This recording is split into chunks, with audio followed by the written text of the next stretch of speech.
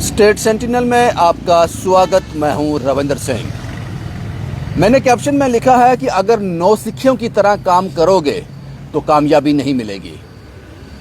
जो कामयाबी आपको 10 दिन में मिली है उसको 10 साल लग जाएंगे।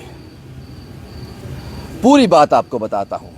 अक्सर आपने देखा होगा स्टेट सेंटिनल पे हम गाड़ियों के शूट करते हैं और खासकर सीएनजी और जो इलेक्ट्रॉनिक व्हीकल्स आ रहे हैं, ईवी व्हीकल्स आ रहे हैं। कहते हैं कि आने वाला ज़माना ईवी व्हीकल्स का है और इस पर जो ऑटोमोबाइल कंपनीज हैं वो कमाल का काम कर रही हैं। चाहे वो महिंद्रा हो, चाहे हुंडई हो, चाहे मारुति सुजुकी हो या फिर टाटा हो या कोई और कंपनी, वो कमाल का काम कर रही हैं। एक मोटी इन्वेस्टमेंट कर रही हैं इस पर, ताकि हमारा जो एटमॉस्फेयर है, हमारा जो वातावरण है वो पोल्यूशन फ्री हो सके।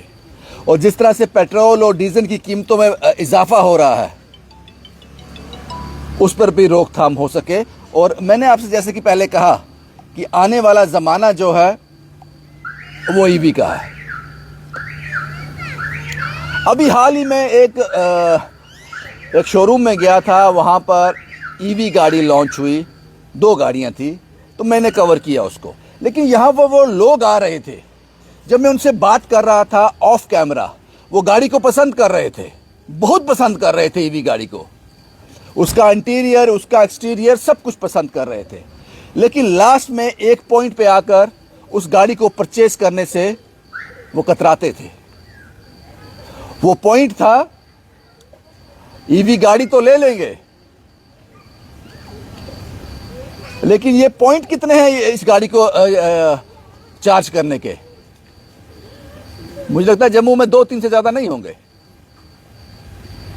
सीएनजी मोटरसाइकिल आ गया। कितने पॉइंट हैं आपके पास सीएनजी मोटरसाइकिल के? यहां पर शायद 1, शायद 2।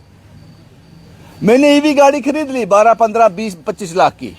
मुझे जम्मू से लद्दाख जाना है तो एक गाड़ी और साथ लेनी पड़ेगी, डीजल या पेट्रोल, उसको खींचने के लिए। यहां पर वो उसका चार्ज खत्म हो जाएगा, उसके बाद टोचन करना है उसको। उस पर आपने काम ही नहीं किया।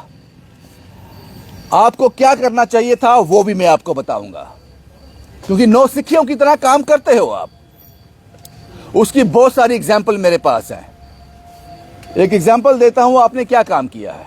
मुझे एक दुकान खोलनी है, मुझे क्या करना चाहिए?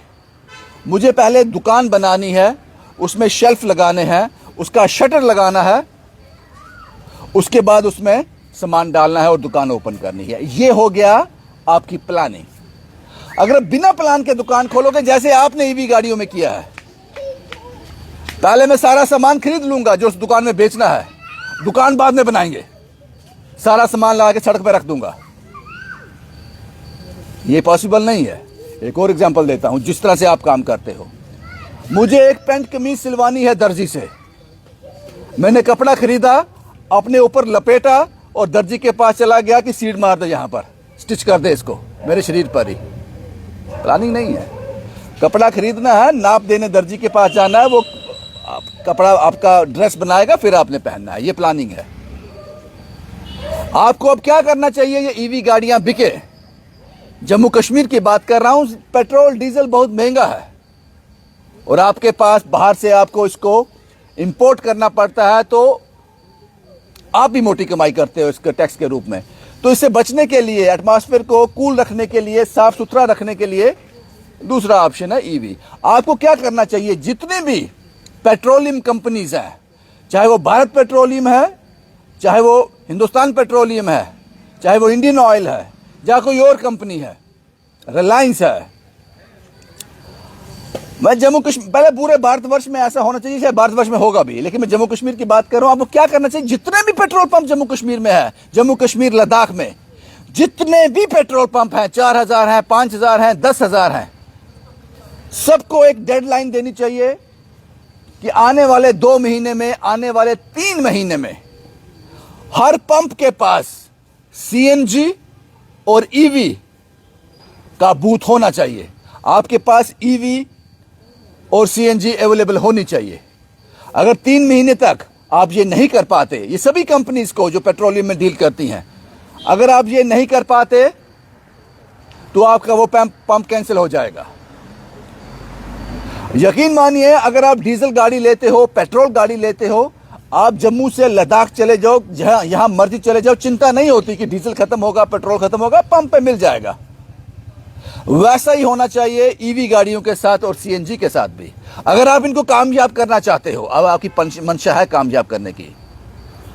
अगर जम्मू कश्मीर लद्दाख में 5000 पंप हैं तो 5000 पंप के पास ईवी और सीएनजी का ऑप्शन होना चाहिए। डेडलाइन दे दो उनको।